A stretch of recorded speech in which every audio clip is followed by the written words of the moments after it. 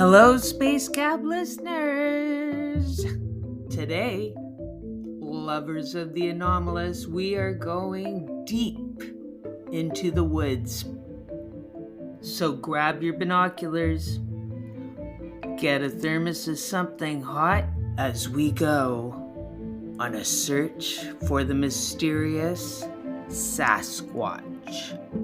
Don't be afraid, as we have our guide, Sasquatch Dave, who is known for his profound interest and curiosity in all things Bigfoot.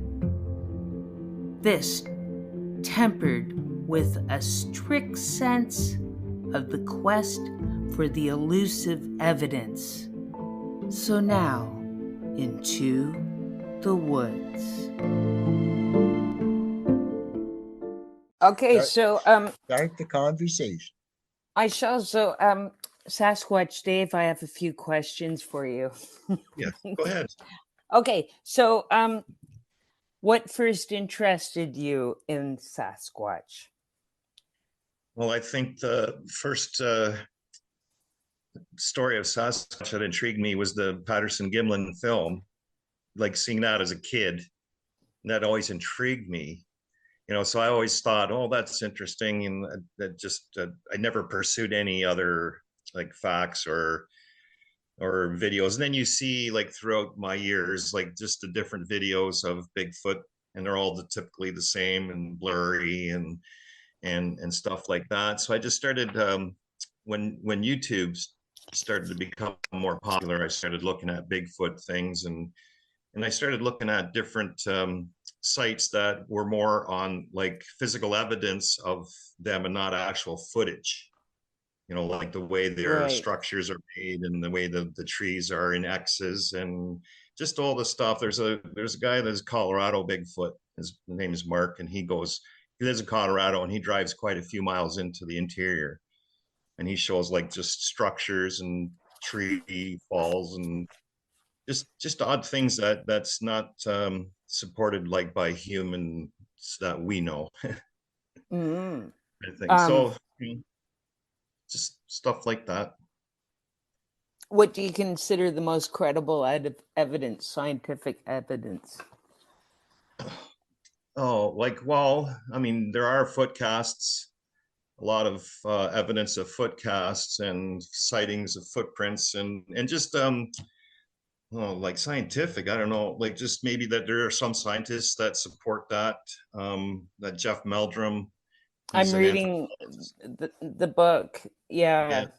So he's an anthropologist, so I'm thinking he knows what he's talking about, a little bit. Like he related the mountain gorillas, how it was kind of a similar story. Like before they actually saw mountain gorillas, there's always that supported myth and theory and local lore about creatures in the jungle until they actually discovered them. So it's kind of like the same thing is happening with Sasquatch. It's kind of like the evidence is kind of starting to show that there's something, but we don't have physical proof, or like the scientific world would like to see. Are you familiar with the congressional hearings and David Grush and the UAP information that got brought out lately in America? Okay, about so yeah, well, funnily enough, David Grush, who took an oath on stand along with David Fravor, the Tic Tac. Are you familiar with that video? I don't know how to explain it suddenly. Army people, they're all army people, American Army. Anyway, and they're trying to, right now to push this bill through so that all the black money in the States surrounding landed UAPs, UFOs, and biologics, and they're hiding it from the American people and the rest of the world. But David Grush is he's a Bigfoot guy. Just thought I'd bring that out. Let's talk about the nests. Are you familiar with how they make their nest? Can you hear me? Yeah. No, not really. Right. I mean, like just that, They're just very from complicated that Colorado. structures. Well, Right. like just the one, like the Colorado Bigfoot guy. They're just like little clearings in the middle of the trees, like that. That looks like somebody's laying there, and if that's the nest. But they're actually built up with bits of forest structure. Yes. Yeah. Language of the. I'm just going to interject here. Is there any Yeah. relationship there to crop circles? Do you think? I mean, I did hear that there was vaguely a relationship to crop circles, in the formation is intricate in the way that crop circles are also intricate. They get folded one way and then they get folded the other way, and they're layered. That's all I know. okay. Well, Eli, ask another question here. Okay, have you heard about their language? No. There's just there's a guy that's Sasquatch, Ontario. His Mm-hmm. name's Mike Patterson. He has a lot of vocalization recorded, Yes. and he just I didn't know that, but he just did a seminar at McMaster University in October. That I found out too late. I would have went to Same. it. I didn't know, but I've seen him. I've been following his site for a while, and I've heard the vocalizations and how he talks to them and how they talk back, and he has like some photos and stuff. But it's I don't know what to say. I don't know what to think about that. Mm-hmm. I don't know. It's hard. I don't It's know. Like, I mean, there has been some with vocalizations. I know they've been comparing them to known vocalizations of other creatures like the wolves and the bears and stuff like that, and the vocal patterns don't match at all. Like, so that's something. Mm-hmm. And then and it's but that's all I know about anything about vocals, and I don't know about their language. Like, so Yeah. The funny thing I heard today on a podcast was a lovely British woman who had been in America, and was it Colorado? Actually, strangely, it might have been, and was sitting on her own. She was there to take photos of birds, and she was sitting and she could see the water. And then two female Bigfoots and one male Bigfoot came to the water, and the male got in the water and up to his chest and pulled out large amounts of seaweed and threw them back to the females, who slapped it around themselves and threw it over their shoulders. And at some point, the male, big male, realized that the woman was there. She ends up passing out from fear, wakes up. She's been dragged up the hill back to her car. She's all cut up, and gives a report to the police, and goes back home. But that had happened to her a long time ago, and she was quite terrified. But during all this, before she passes out,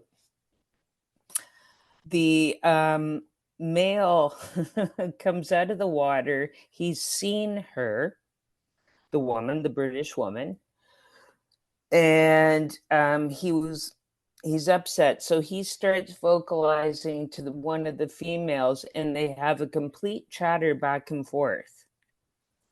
And the British woman sensed that perhaps the female was suggesting that maybe he doesn't trundle up to terrify the woman. But I think he wins out and she passes out. But yeah. Have you heard of any connection between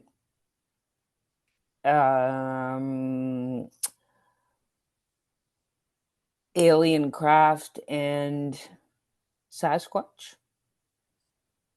Not at all. Not at all. Okay.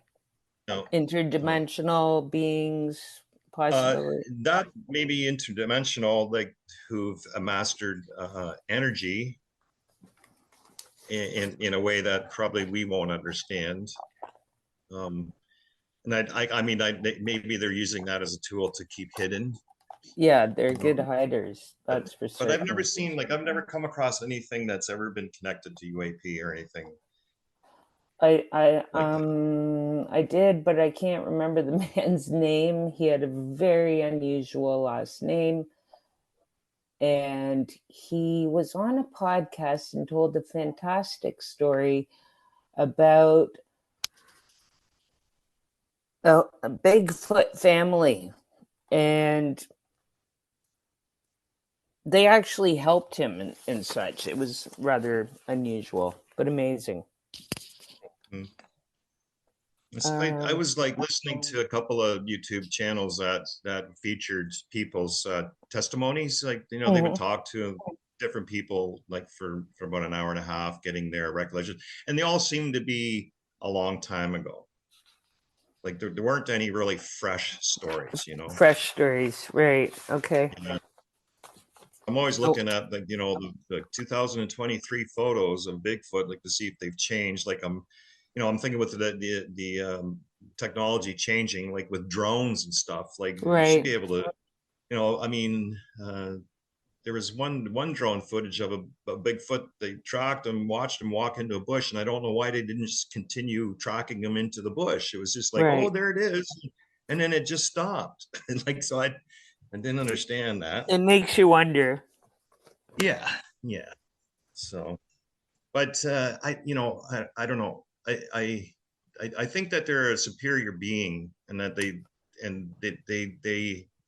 have that knowledge or power to keep from being in the public eye. Definitely. Like that guy on Sasquatch Ontario, like they're approaching him and telling him, we want you to show this photo, like, you know, like they're giving him permission, kind of thing.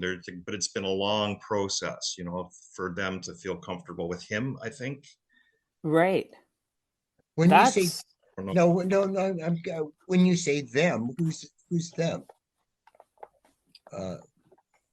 Like me and Sasquatch, like a group of Sasquatch, because like he's like this Sasquatch Ontario guy's got footprints, castings, and he's got names for them, and he can tell that when he's talking to the male or the female, there's a juvenile that's growing, like the footprint has grown.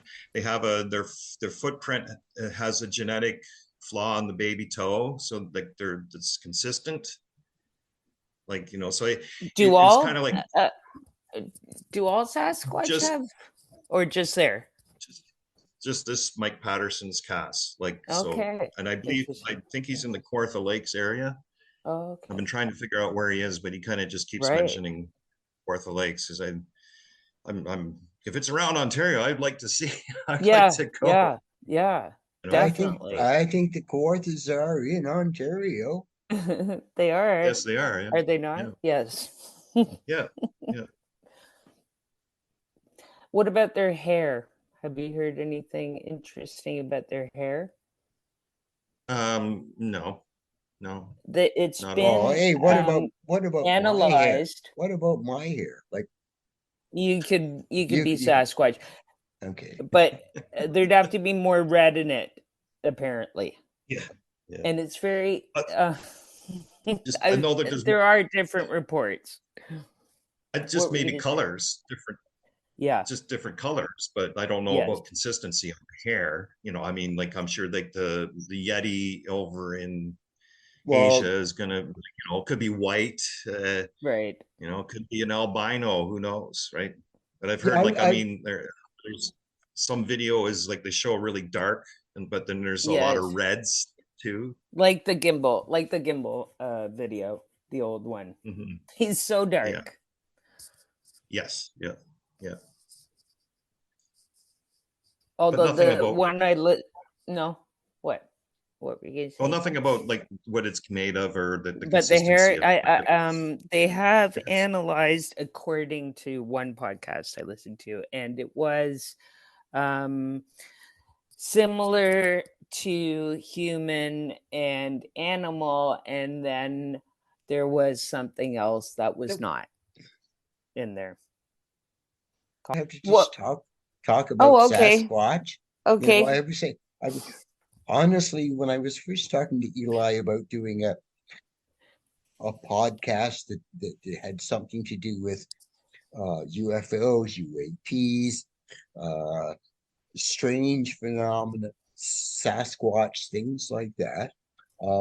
One of the things I said was like an interesting way of also talking to people about this was, what about music? And I mean, that's what I've made my living at. Uh, I've done music. I hum and strum a little bit, and I do production and things like that. I love music. I've met very few people who don't care about music at all. There's a friggin' astronaut who went up in outer space and recorded a song. Uh, uh, do you like music? Do you have anything? Do you have a favorite tune? Do you play? Do you hum? Do you strum? Yes, yes, and yes. Okay. Okay. I'm a musician. I play guitar, play bass, banjo, accordion, and Oh, trombone in high school. I'm in a band now, a couple bands. I like a few.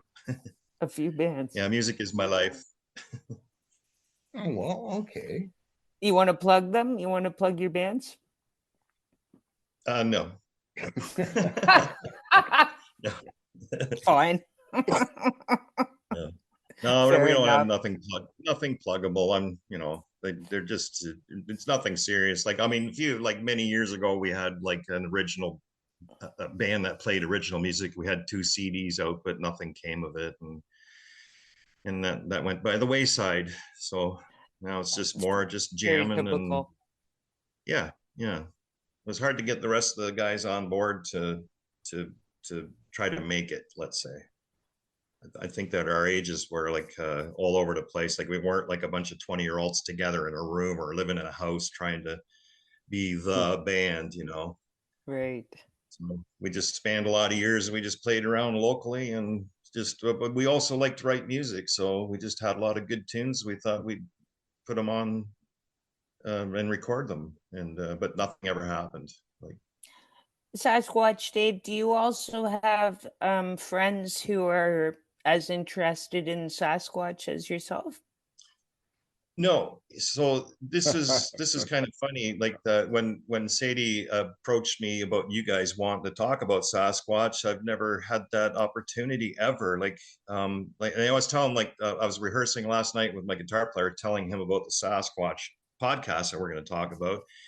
And I would love to talk Sasquatch, but nobody has the interest like me. Like, um, and I don't really approach people and say, "Oh, do you believe in Sasquatch? You want to talk?"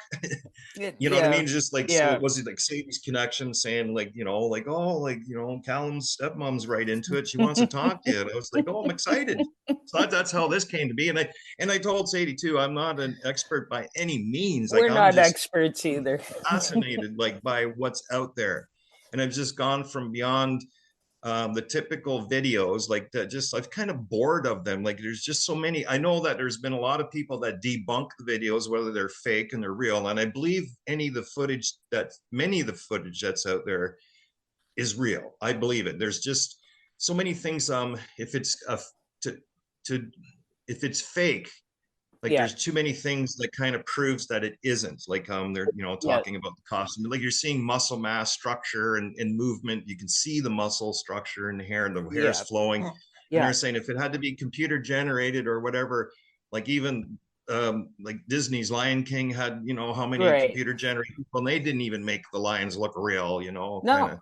not even Serta. So like kind of, got bored of the videos and just like to hear people's testimonies. I believe people's testimonies because I believe that people see or think that they see, they see something and they can't explain it, like then I don't know. I'm going with that it was a Sasquatch. Yeah.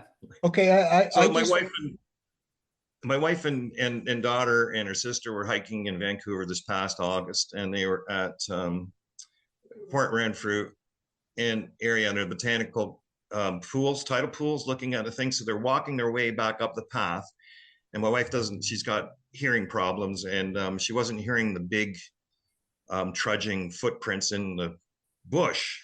And but their first alarm is it's a bear. So but they figured it was big like that. But I said, well, it was a Sasquatch, not a bear, because you didn't see anything. So but anyway, just like things like that, Yeah. But I do believe like the indigenous people, and they're very spiritual, and how they have like everything's connected spiritually, like the forest, everything. And I do believe that they believe in that, and they know about it. Yes, for a reason, They know about the star people too. They there's so much to talk about. Next time, can we talk again, perhaps? Yeah, Dave, sure. can we set up another meeting in like a month or something? Yeah, sure. If you like, if you feel that I can add any information. Okay, Dave, I want to say thank you for that fascinating, very nuts and bolts look at the Sasquatch, which is, in fact, Turtle Island and most of Canada, Canadians and Americans alike, it is a favorite cryptid. Some call him Sasquatch, some call him the hairy man. And I think there's a lot for us to get into next time, Sasquatch Dave. We need to talk about the psychic side. Many believe Sasquatch is our human cousin. And there is, I think we got to talk about Sasquatch or Bigfoot at Skinwalker Ranch and the biggest Sasquatch, I think, or Bigfoot rather, that they know of in Dulce, New Mexico. But let's leave it there for now, friends, and remember to write down your thoughts. It is a big subject.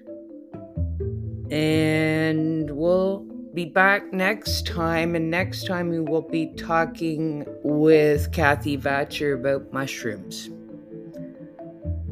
Okay, Space Cab listeners, until next time.